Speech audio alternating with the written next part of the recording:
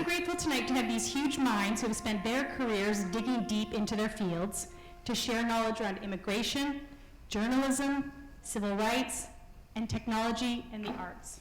One thing that has struck me as I've done these interviews with the editorial is that the people that we sit with have spent years thinking about their craft.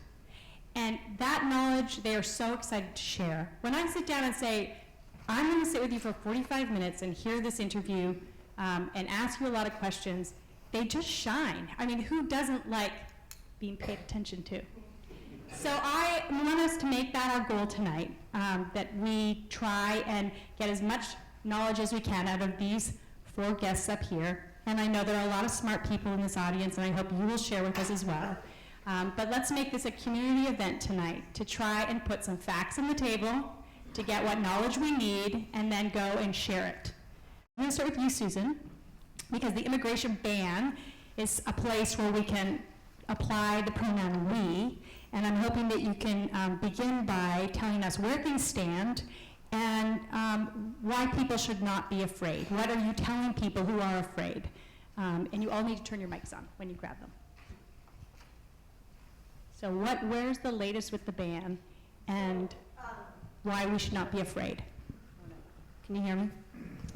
So good news, I get to be the bearer of good news again, and that is that the courts of Hawaii and a court in Maryland both looked at the second Muslim ban after a number of courts looked at the first and found that the second ban, which was substantially more well-crafted, more well-written, they took out some offensive language about preferring the Christian religion over the non-Christian religion refugees.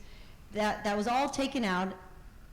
They couldn't help themselves. They put some language in about honor killings. We don't know why that's in there. They just couldn't control themselves. But when the ban was recrafted, it was recrafted in a much, I will concede, a slightly more intelligent way, and I did have a little heart palpitation when I read it going, uh-oh, this is gonna be a little harder to do. The first ban was kind of like shooting ducks in a barrel, like, are you kidding me, when you read it? And that's why we went to the airport. My office went to the airport that night to try to sue because we knew it wasn't going to be a hard sell to many judges.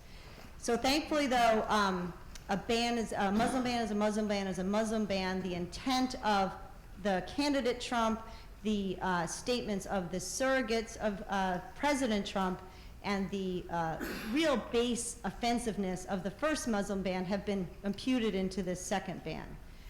And 2 courts have overturned it. The 4th Circuit has accepted an appeal of the Maryland decision. So what happens is, I don't know, I talk about this like it's so easy, but all these cases that were first filed were filed in federal district court, so there's about 50 of them.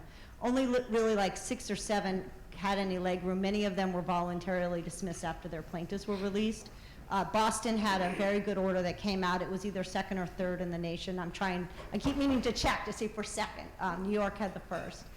And then the government or the loser can appeal to a circuit court, and there's a number of circuit courts that have had their hands in this. 9th Circuit and 4th Circuit are the 2 ones that seem to be, or something will happen with. So the 4th, the government appealed, and they're leaving the 9th Circuit out of this because the 9th Circuit, as you've probably seen President Trump tweet, is not friendly to the president. It's definitely one of our more progressive circuit courts. I say more legally correct circuit courts. And the 9th Circuit is Hawaii. Right, the 9th Circuit is Hawaii. The 4th Circuit and is Washington Maryland. State, and 4th Circuit would be Maryland. So right now we're awaiting some sort of word from the 4th Circuit in Maryland, which means that it's setting up. So when circuit courts have differing opinions from each other, we lawyers call that a split in the circuits, and it's one of the criteria the Supreme Court will look at to decide whether they'll take a case on. So, you know, if the 4th Circuit comes out and says, well, of course it's a Muslim ban and it's unconstitutional,